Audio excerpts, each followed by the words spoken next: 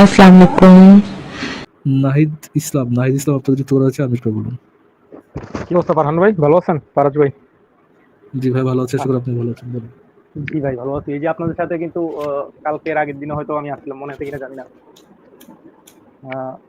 Specially হচ্ছে যে আমার একটা প্রশ্ন ছিল, অবশ্যই এটা ওই ভাইয়ের কাছে দাও, তারপর আমি আপনার কাছে যে জিনিসটা খুলে বলি। এটা হচ্ছে যে আমি আসলে অনেককে একটা প্রশ্ন করেছিলাম, যে ওইটা জেনারেলি একটা কোশ্চেন আর কি। আমি কি ডিটেলে বলবো? শিওর। আচ্ছা, যেটা হচ্ছে যে আমি অনেক মুমিনদেরকে একটা প্রশ্ন করছি, যেটা হচ্ছে যে যদি আল্লাহ তাআলাই সৃষ্টির সবচেয়ে সেরা হয়, বা সৃষ্টিতে আল্লাহ তাআলাই উনি একজনই হয়ে থাকেন, তাহলে উনি পৃথিবীতে ধর্ম নামক ৪ টা বিভাজন কেন তৈরি করলেন? ঠিক আছে, ধর্ম নামের বিভাজন তৈরি করছে আল্লাহ তাআলা পরীক্ষার জন্য করছে। ঠিক আছে, তাহলে কোরআন মতে তাহলে পৃথিবীতে মানুষ একবারই জন্মগ্রহণ করে। কোরআন মতে পৃথিবীতে মানুষের জন্ম একবারই হয়, তাকে পরীক্ষার জন্যই করা হয়। ঠিক আছে। কোরআন মতেই পৃথিবীতে আসার পূর্বে রূহ বা যেটাই বলে ওইটার কোনো দোষ বা কোনো গুণ থাকে না, সেটা নিষ্পাপ থাকে। তো সেই হেতু হচ্ছে যে যেহেতু ওইটা নিষ্পাপ থাকে, যেহেতু এটা নিষ্পাপ থাকে, তো সেই হেতু পৃথিবীতে আসার পরে হিন্দু ধর্ম ভালো না, সে নাস্তিক ধর্ম বা সে অন্য ধর্ম পালন করতেছে বিদায় ঠিক বেঠিক এইগুলোর বিভাজন কেন করলো সৃষ্টিকর্তা? যদি সৃষ্টিকর্তা থাকে তাহলে। আমার কথা কি বুঝতে পারছেন? আসিফ মাহিদ্দিন ভাই, কি অবস্থা, ভালো আছেন? হ্যাঁ ভাই, ভালো আছি। আশা করি আপনিও ভালো। আমি ভাই, আমি ফারাজ ভাই, আপনার অনেক অনেক বড় ফ্যান ভাই। আসলে আমি ভাই আসলে আমাদের আপনার সাথে এসে তো ফ্যান-ট্যান সেগুলো আমাদের ভিতরে আচ্ছা আচ্ছা চলে না তো আচ্ছা, ভাই। ওকে ওকে ভাই ভাই, সরি সরি, আমি দুঃখিত। তবে আমি আপনাদের দুজনকে উদ্দেশ্য করে আবার প্রশ্নটা একটু বলবো। ফারাজ ভাই, যদি আপনি শুনে থাকেন তাহলে আপনি উত্তর দিতে পারেন। আচ্ছা, আমি আরো একবার তাহলে। আসলে আমার প্রশ্নটা হচ্ছে যে সৃষ্টিকর্তা যদি থাকেন তাহলে মানুষ বানানোর পর যারা হচ্ছে শিশুরা তো হচ্ছে আপনার কোনো ধরনের পাপ নিয়ে জন্মায় না। তারপরে ওই শিশুদেরকে কেন বিভিন্ন ফেক ধর্মে আল্লাহ ইয়ে করা দিল, দাখিল করা দিল আর কি। এইটাই হচ্ছে তার প্রশ্ন। হ্যাঁ, আমার প্রশ্নটা হলো, হ্যাঁ হ্যাঁ, জি জি, ফেক ধর্মে আমার প্রশ্নটা। যে দাখিল করায় দিল পৃথিবীর বেশিরভাগ মানুষকে, ধরে তর্কের খাতিরে ধরে নিয়ে ইসলাম ধর্মটা সত্য, তাহলে এই যে অন্য ধর্মের যে পরিবারের বাচ্চাদেরকে জন্মাইলো, তারা তো ছোটবেলা থেকে সেই পরিবেশে বড় হবে এবং একইভাবে যেইভাবে ইসলাম মানুষের উপরে বাচ্চাদের উপরে ধর্মটাকে চাপায় দেয়, মারপিটের মাধ্যমে ধর্মটা চাপায় দেয়, একইভাবে তারাও তো তাদের ধর্মটা চাপায় দিবে। না ভাই, আমার প্রশ্নটা এরকম ছিল না, অবশ্যই আমার প্রশ্নটা একটু অন্যরকম ছিল, যেরকম হচ্ছে যে আহ, মানে কোরআন মতে পৃথিবীতে মানুষ একবারই জন্মগ্রহণ করে, আর জন্মগ্রহণের পূর্বে সেই রু বা যেটাই বলে কোরআন মতে ওইটা হচ্ছে যে নিষ্পাপ থাকে। তো যেহেতু আল্লাহ তাআলা পৃথিবীতে নিষ্পাপ রুগুলারে মানুষ বানাইয়া পরীক্ষা করার জন্য পাঠাইছে, কিন্তু ঠিক ভাই, আছে। নাহিদ ইসলাম ভাই, আপনার জি কথার জি সাথে তো ইসলামের মানে কথার মিলতেছে না। আমি যেটা জি, জানি কোনটা? যে আদমকে সৃষ্টির পরে আল্লাহ পাক তার পিঠে, ফারাজ ভাই আপনার এখান থেকে মিউজিক হচ্ছে। জি জি, বলেন। আ আ আ নাহিদ ভাই, আমি যেটা আপনাকে বলছি যে আল্লাহ পাক ইসলামের মানে মিথোলজি অনুসারে আল্লাহ পাক আদমকে সৃষ্টির পরে তার পিঠে হাত বুলায়, হ্যাঁ? হাত বুলায় জি জি। আদমের পিঠে থেকে রূহগুলাকে বের করে। বের করার হুম, পরে আল্লাহ বলে, কিছু রূহকে বের করার পরে আল্লাহ বলে যে, "এই রূহগুলাকে আমি জান্নাতের জন্য সৃষ্টি করেছি।" তারপরে আবারও হাত বুলায় কিছু রূহকে বের করে বলে, "এই রূহকে আমি জাহান্নামের জন্য সৃষ্টি করেছি।" আমি আপনাকে হাদিসটা বের করে দেখাচ্ছি। আপনি একটু হাদিসটা পড়েন। তাহলে আপনি ইসলামের যে এই বিষয়ে ইসলামের যে মূল কনসেপ্ট সেটা আপনি বুঝতে পারবেন। আচ্ছা, জি জি, আ আমি ওইটাই জানতে চাচ্ছি। আ এই বিষয়ে হাদিসে যেটা বলা আছে সেটা আমরা দেখি একটু।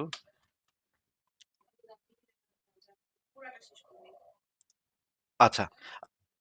নাহিদ ইসলাম ভাই, আপনি কি আমাদেরকে এই হাদিসটা, এটা একটা সহিহ হাদিস, এটা একটু পড়ে শোনাবেন শুরু থেকে? আহ, বিশেষ করে আপনি পড়লে মনে হয় একটু ভালো হয়, আমি এখান থেকে ওই ফোনে সমস্যা হচ্ছে তো, একটু আপনি পড়ে শোনালে একটু ভালো হয়। আচ্ছা।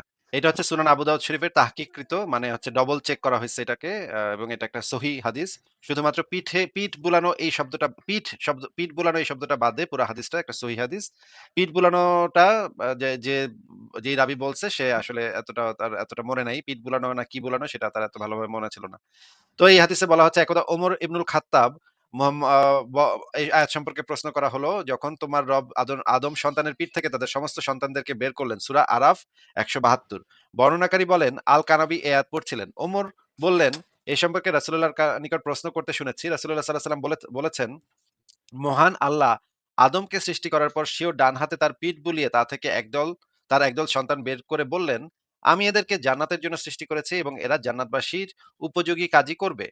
অতঃপর আবার তার পিঠে হাত বুলিয়ে একদল সন্তান বেরিয়ে এনে বললেন, এদেরকে আমি জাহান্নামের জন্য সৃষ্টি করেছি এবং জাহান্নামীদের উপযোগী কাজই করবে। এ কথা শুনে এক ব্যক্তি বলল, হে আল্লাহর রাসূল, তাহলে আমলের কি মূল্য রইল? মানে আমাদের কাজের, আমাদের কর্মকাণ্ডের কি মূল্য রইল? রাসূলুল্লাহ সাল্লাল্লাহু আলাইহি সাল্লাম বললেন, মহান আল্লাহ যখন কোন বান্দাকে জান্নাতের জন্য সৃষ্টি করেন, তখন তার দ্বারা জান্নাতবাসীদের কাজই করিয়ে নেন। শেষে সে জান্নাতীদের কাজ করেই মারা যায়। আর আল্লাহ এর বিনিময়ে তাকে জান্নাতে প্রবেশ করান। আর যখন তিনি কোনো বান্দাকে জাহান্নামের জন্য সৃষ্টি করেন, তখন তার দ্বারা জাহান্নামীদের কাজ করিয়ে নেন। অবশেষে সে জাহান্নামীদের কাজ করে মারা যায়। অতঃপর এজন্য তিনি তাকে জাহান্নামে প্রবেশ করান। এই হাদিসটা কি পুরাটা দেখা গেছে ভাই? জি ভাই, দেখতে পাচ্ছি। তবে ভাই এটা তো ভাই ২ নাম্বারই হয়ে গেল ভাই। না, না ২ নম্বরই নাকি ১ নম্বরই সেটা বোঝার আগে হাদিসটা পড়ে আপনি কি বুঝলেন সেটা একটু আমাদেরকে বলেন। বুঝছি ভাই যে আল্লাহ তাআলা যেগুলারে হচ্ছে যে জান্নাতের জন্য বানাইছে তাদেরকে দিয়ে জান্নাতি কাজে করাইবো। আর যাদের জাহান্নামী বানাইছে তাহলে জাহান্নামী। তাহলে আমলের কোনো দাম-দুম নাই। তোমারে দিয়ে আমি এটাই করামু। ঠিক আছে?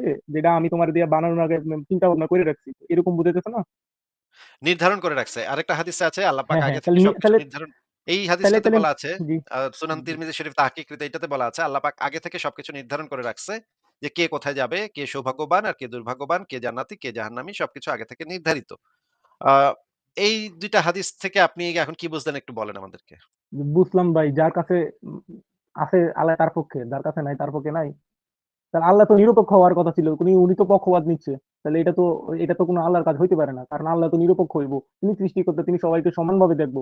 উনি একজনরে বানাইবো জান্নাতের নামে, আরেকজনরে বানাইবো জাহান্নামের লিগা। তো এটা তো নিরপেক্ষ হইল না। এটা তো পক্ষপাতিত্ব হইল না? তো সেই বিষয়ে আপনি কি বলতে চান? আমার কাছে আমরা তো এগুলা নিয়ে হাসাহাসি করি যে এগুলা তো খুবই উদ্ভট, না, আমার উদ্ভট আমার প্রশ্নটা এরকম ছিল যে আমি আমার প্রশ্নটা বুঝে ফেলছি। তাহলে আমার প্রশ্নটা এখানে করাটাই আনভ্যালিড হয়ে গেল। আমি আপনার এই হাদিসটা দেখার পরে আমার মনে হচ্ছে যে এই প্রশ্নটা এখানে করাটাই অনুচিত হয়ে যাবে। কারণ আমি তো আগেই জানি যে আল্লাহ তো এখনো ইনভ্যালিড, পক্ষপাতিত্ব করছে। আমার এই ইনভ্যালিড। প্রশ্নের কোনো দাম নাই, ইনভ্যালিড। হ্যাঁ, ভাই আপনার প্রশ্নটা একটা ইনভ্যালিড কোয়েশ্চেন। কারণ আল্লাহ আগে থেকে সব ঠিক করে না রাখছে, ভাই, আমার ভাই নির্ধারণ করে রাখছে এবং যাদেরকে যেই কাজের জন্য সৃষ্টি করা হয়েছে তাদেরকে সেই কাজই করিয়ে নেন আল্লাহ পাক। মানে তাইলে এটা আমাকে দিয়ে নবীকে গাইল পাড়াইতেছে দেখেন আল্লাহ পাক এবং মুমিন দিনী ভাইদেরকে দিয়ে নামাজ পড়ায় নিতেছে।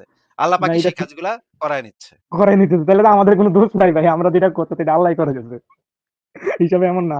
আচ্ছা, যেটা হচ্ছে যে, না, মইদুল না, ভাই, না, না, না, না, না, রং, রং, রং, রং, রং, রং। আপনাকে একই সাথে বিশ্বাস করতে হবে যে আল্লাহ পাক আপনাকে দিয়ে জাহান্নামীদের কাজ করিয়ে নিচ্ছেন। আল্লাহ পাক আপনাকে দিয়ে জাহান্নামীদের কাজ করিয়ে নিচ্ছেন কাজ করিয়ে এবং নিচ্ছে। সে জি, করিয়ে নিচ্ছেন এবং সেটার জন্য আপনি দায়ী। ওই জাহান্নামীদের কাজ যে করছেন, সেটার জন্য কে দায়ী? মানে বিষয়টা হচ্ছে যে ভাই, আমি আপনার কামলা, ঠিক আছে? আপনি আমার যে কামও করাইবেন, তারপরে পানিশমেন্টও আপনিই দিবেন। যাক, যাক, ভালো হইছে। আচ্ছা, আসিফ ২ টাই মহিউদ্দিন ভাই, একই আপনার সাথে বিশ্বাস করতে হবে আপনাকে। আচ্ছা, অর্ণব ভাই এন্ড আসিফ মহিউদ্দিন ভাই, এটা আমি আরেকটা জিনিস জানতে চাচ্ছি। সেটা হচ্ছে যে এই ধর্মের কনসেপ্টটা আমি ফারহান ভাইকে আরো আগেও এই জিনিসটা বলছিলাম। উনি এক্সাক্টলি বলছে যে উনি এক্সাক্টলি ওই সময়টা বলতে পারতেছে না, বা ওইরকম কোনো ওনার কাছে হাদিস বা ইয়া নাই। তো আমি আপনার উদ্দেশ্যে বিশেষ করে বলছি যে ধর্মের কনসেপ্টটা কিভাবে আসলো, বা এই ধর্মটা কেন তৈরি করা হলো, বা কি কারণে মানুষের মনে হইলো যে আমাদের এরা ধর্ম বা ঈশ্বর আছে, বা সৃষ্টিকর্তা আছে, বা আল্লাহ আছে, বা যেকোনো কিছু, এই কনসেপ্টের শুরুটা কোথা থেকে হলো, বা কিভাবে এটার উৎপত্তি, আপনি যদি জানেন তাহলে একটু ভালো হয়। ভাই ধর্মের উৎপত্তি তো এটা তো একটা মানে বিরাট আলোচনার ব্যাপার। ধর্মের উৎপত্তি হইছে মানুষের অজ্ঞানতা থেকে। মানুষ একটা সময় যখন মানুষ গুহা যুগে বসবাস করত বা তারও আগে, সেই সময় মানুষ অনেক প্রাকৃতিক ঘটনা দেখতো। যেই ঘটনাগুলা কেন ঘটতেছে সেই জিনিসগুলা মানুষ জানতো না। আ কিন্তু তাদের আশেপাশে যে মানুষেরা তারা তো মনে করেন প্রাচীন একটা ট্রাইবে, প্রাচীন একটা গোত্রের ভিতরে একটু গুরুজন বইলা একজন লোক আছে। একটু বয়স্ক একটু গুরুজন। এখন হঠাৎ করে একদিন আকাশে বিদ্যুৎ চমকাইলো। এখন সবাই গিয়ে পোলাপান গিয়ে মানে ওই মানে বৃদ্ধ লোকটারে একটু বয়স্ক লোকটারে গিয়ে জিজ্ঞেস করল, "আচ্ছা এই যে বিদ্যুৎ চমকাইতেছে এটা জিনিসটা কি?"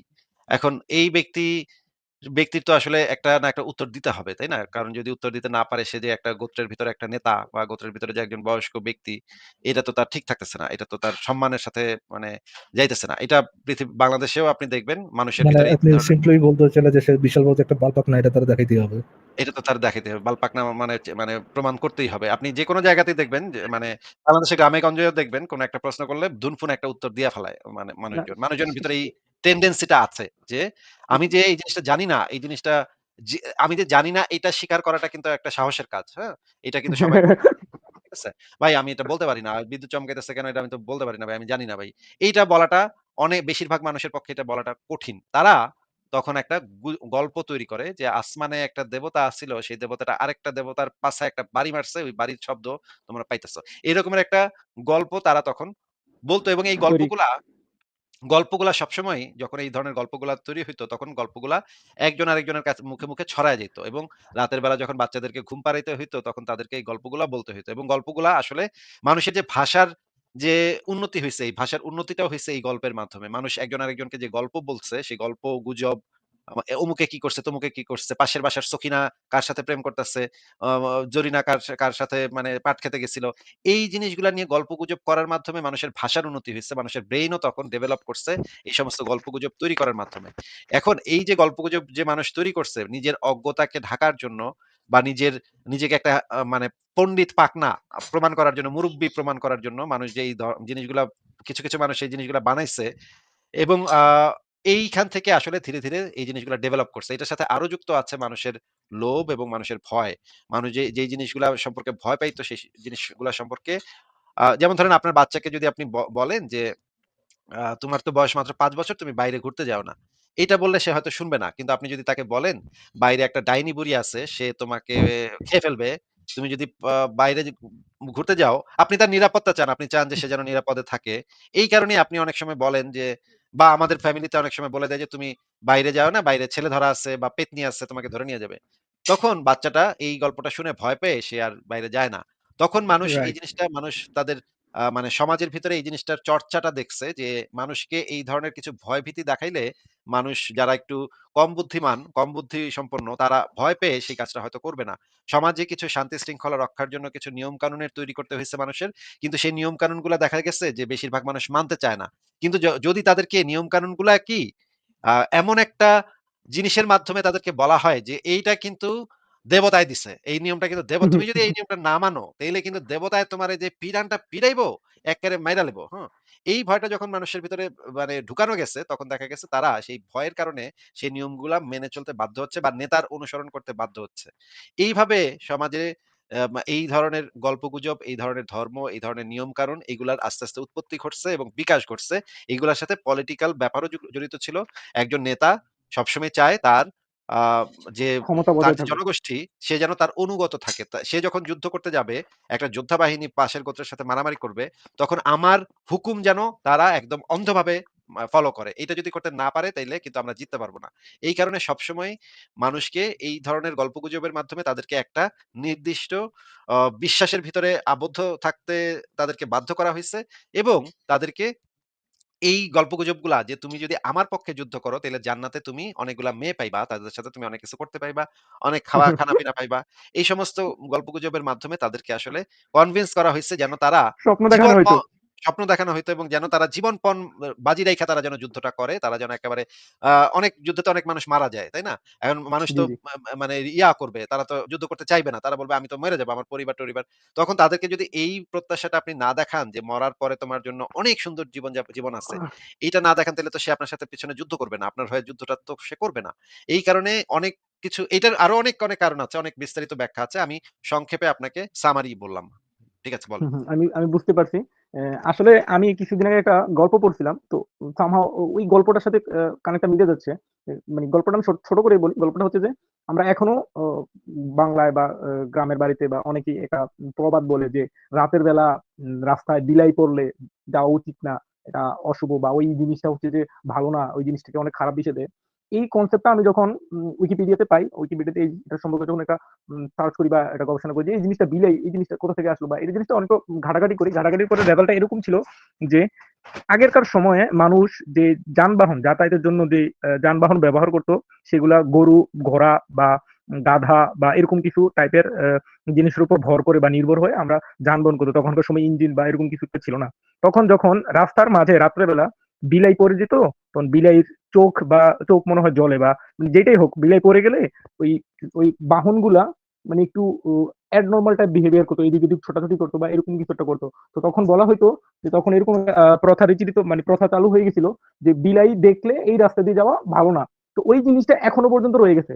আমরা উন্নতি করতে পেরেছি, আমরা আমাদের মানুষ অনেক ডেভেলপ করছে, কিন্তু আমাদের ভিতরে যেই ধার্মিক বা যেই একটা কুসংস্কার গুলো যে ঢুকিয়ে দেওয়া হয়েছে, এগুলা কিন্তু এখনো মানুষের মধ্যে রয়ে গেছে, অনেক বেশি পরিমাণে রয়ে গেছে। এগুলো কিন্তু একদম, এখনো হচ্ছে একদম। যে যায় না। একদম যে আমরা যখন গুহা যুগে বসবাস করতাম বা আমরা যখন শিকারী ছিলাম, জঙ্গলে, জঙ্গলে ঘুরতাম, সেই সময় আমরা অন্ধকারকে ভয় পাইতাম। কারণ অন্ধকারে নানা ধরনের জীবজন্তু রাতের অন্ধকারে লুকায়ে থাকবে এবং আমাদের উপর ঝাঁপায় পড়তে পারে। এই কারণে আমরা অন্ধকারকে ভয় পাইতাম। কিন্তু সেই অন্ধকারের প্রতি ভয়টা কিন্তু এখনো আমাদের ভেতরে রয়ে গেছে। আমরা কিন্তু এখনো অন্ধকার হয়ে গেলে আমাদের গা ছমছম করে, আমাদের লোম খাড়ায় যায়। তাই না? একটু যদি শব্দ শুনি, ঘুস করে একটু শব্দ, বাতাসের একটু শব্দ, তাহলে দেখা যায় আমাদের বুকের ভিতরে ধক, ধক, ধক, ধক মানে হৃৎপিণ্ডের গতি বেড়ে যায়। এই জিনিসগুলো আমরা প্রাচীন মানে ইসের থেকে নিয়ে আসছি, বহন করে নিয়ে আসছি। আপনাকে আমি একটা মুভির নাম বলতে পারি। আ আ আ নাহিদ ইসলাম ভাই, আপনি এই মুভিটা ওকে, দেখতে পারেন। আ অবশ্যই। মুভিটা খুবই চমৎকার। আমি যখন দেখেছিলাম আমার কাছে খুবই ভাল লাগছিল সিনেমাটা। আচ্ছা, আপনারা আচ্ছা, যারা আমি দেখি। দর্শক আছেন তারাও দেখতে পারেন। মুভিটার নাম হচ্ছে 'the gods must be crazy'. এইটা একটা ট্রাইবের একজন মানুষ। সেই মানুষের ইসের উপরে নির্ভর করে। খুবই চমৎকার একটা সিনেমা। এই সিনেমাটা আপনি দেখতে পারেন। এটা একটা সিরিজ, ফিল্ম সিরিজ। আপনি আ সময় পেলে দেখতে পারেন এটা। আচ্ছা, অবশ্যই। আমার কষ্ট লাগে মইদুল ভাই এই জায়গাতে যে মানুষ এত উন্নতি করলো, মেডিকেল সায়েন্স এত উন্নত করলো, সবকিছুতে এত উন্নত করলো। কিন্তু আসলে যে আমাদের যেই কুসংস্কারগুলো এগুলো থেকে এখনো পর্যন্ত আমরা মানুষ বেরোতে পারলাম না। এত উন্নতি করে তাহলে লাভটা হ্যাঁ, হইল এই কি? যে এটা আগের এখনো কালে মানুষ কুসংস্কার। বলত ওলা বিবি আসছে, তারপরে ওলা বিবি নাকি আসে, তারপর নাকি ইয়া হয়। এগুলা তো এখন আমরা জানি যে এগুলো আসলে সত্য না। কিন্তু এখনো কিন্তু গ্রাম দেশে মানুষ এখন এগুলো বিশ্বাস করে, তাই না? আ আমার আমার নিজের বাস্তব একটা ঘটনা ছিল। ঘটনা ছিল হচ্ছে আমি ছোটবেলায় অনেক দুষ্টু ছিলাম তো, অনেক দুষ্টুমি করতাম। তো ফ্যামিলি থেকে এটা নিয়ে একটু চিন্তায় থাকতো যে ছেলে দুষ্টামি করে আহারে হয়তো কিছু একটা হইছে কিনা বা একটু দেখি কবিরাজ-টবিরাজ বা এরকম কিছু দেখেন। তো somehow আমি বাংলাদেশ থেকে তখন ইন্ডিয়াতে যাই। ইন্ডিয়াতে যাওয়ার পরে অনেক বড়, বড় কবিরাজ বা যারা হচ্ছে যে অ্যাস্ট্রোনমি না কি যেন বলে ওইটাকে? যারা হচ্ছে যে ওই এরকম আধ্যাত্মিক বিষয় নিয়ে গবেষণা করে। তো সেই ক্ষেত্রে হচ্ছে যে ওইখানে অ্যাস্ট্রোলজি। যাওয়ার পর হ্যাঁ, ওই যাই হোক। এরা গ্রহ-টহ দেইখা-টেইখা ঠিক আছে? অনেক টাকা খরচ হয়েছিল। ওই সময় প্রায় 20-30,000 বা প্লাস এরকম টাকা খরচ করে আমি ইন্ডিয়া থেকে দেখে আনছি। উনারা অনেক এক গোছা তাবিজ-টুবিজ দিয়ে দিছে যে ছেলে ভালো হয়ে যাবে, এ হয়ে যাবে, সে হয়ে যাবে। তখন থেকে আমার মাথায় এই প্রশ্নটা যে, তাবিজ দিলে যদি মানুষ ভালো হয়ে যেত বা তাবিজ কবজ বা এইগুলো দিয়ে যদি মানুষ ভালো হয়ে যেত, তাইলে তাইলে এত কিছু মানে তখন আমার মাথায় একটা প্রশ্ন ছিল, এটা কেমনে সম্ভব? How is it possible?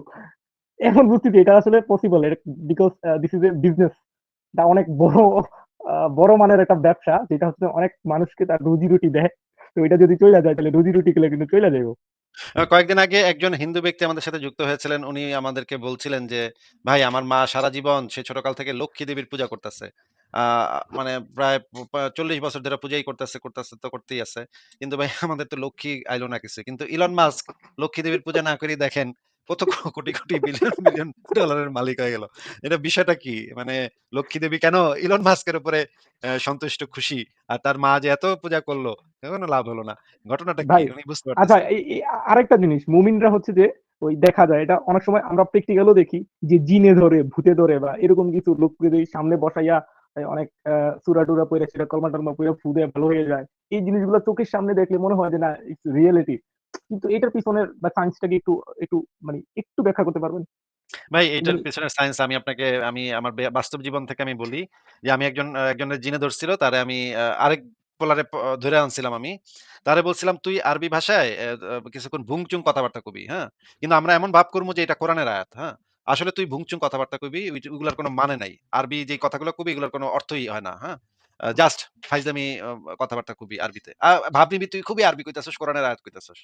তখন সে আইসা ওই যে ধুনফুন আরবি ভাষায় কিছুক্ষণ ধুনফুন কইলো। ওগুলা কোন কোরআনের আয়াত না, কিচ্ছু না। ওগুলা হইতেছে বাজে কথা। মানে আরবি ভাষায় গালাগালি, হ্যাঁ?